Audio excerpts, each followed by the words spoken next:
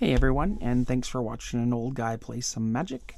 I wanted to take a couple of minutes and do a quick deck check on something that I've been using a lot in Historic, grinding my way from Diamond to Mythic recently, and is the deck that I'm going to try to use to get back to Mythic as soon as this season ends. And so that is Mono Red Obosh for best of one.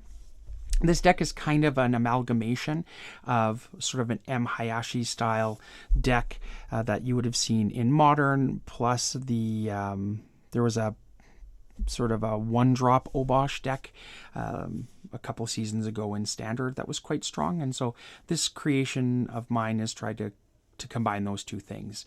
Historic works the best because it gives us access to some cards we just don't have access to in Standard right now.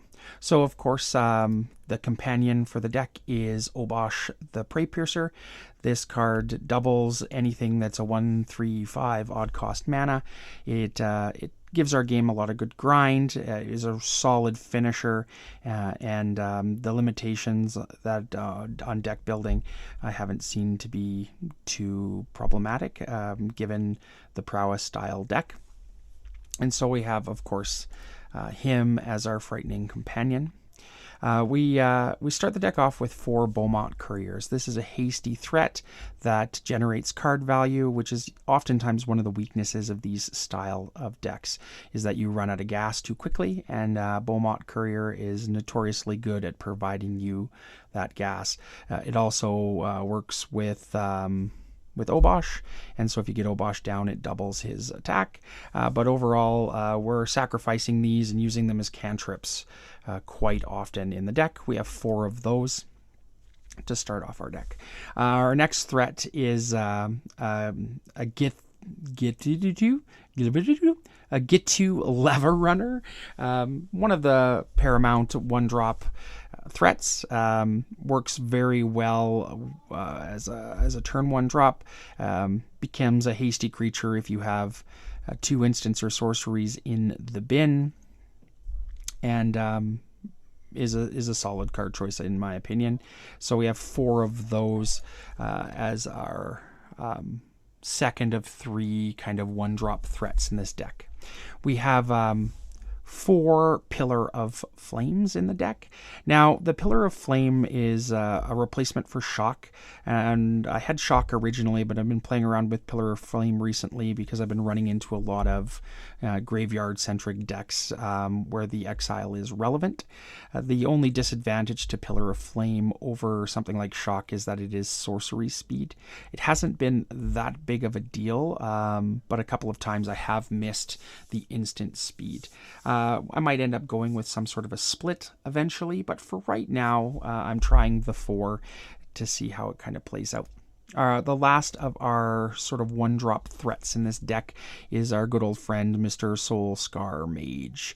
So Soul-Scar Mage does what Soul-Scar Mage does. He's a one-drop prowess threat. He can get very scary, and he's very good at bringing down the attack and defense of your opponent's creatures. So he sort of ends our one-drop suite in the deck.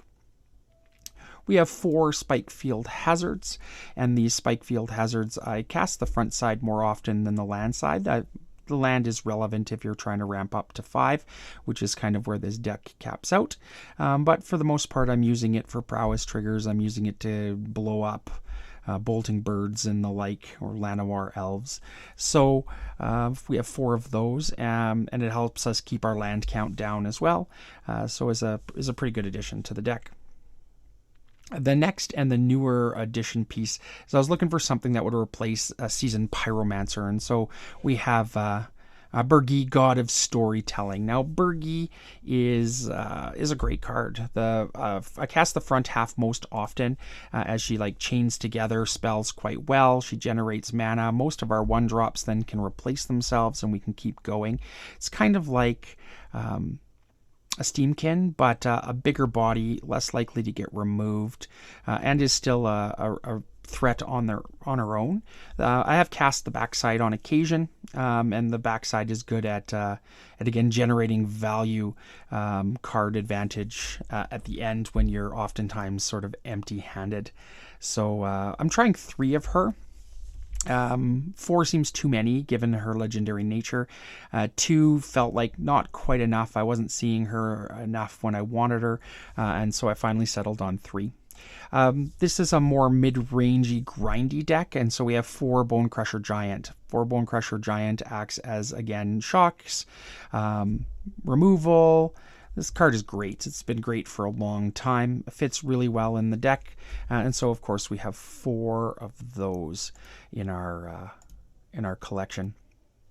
To generate more card advantage, we have another 4 Light Up the Stage. Light Up the Stage works with Bomat Courier, and I use it to get some early cards and to protect those cards from removal. The benefit I find to Light Up the Stage is you can get 2 cards, you can see what they are, you can plan your lines of play in your head, and still have those cards safe from sort of removal from your hand. We have 4 Wizard's Lightning. The Wizard's Lightning, because we have 8 wizards in the deck, is basically a lightning bolt most of the time. Sometimes I'm, using it or casting it for the 3 mana, which is still fine. But is a good removal card, is a good to the face card. So we have 4 of those. The piece that comes from the 1-drop deck is the Heraldic Banner. We have 4 of those. This increases the toughness, or not the toughness, the attack of all of our creatures, making them even more frightening. It also is mana ramp, and so is good card.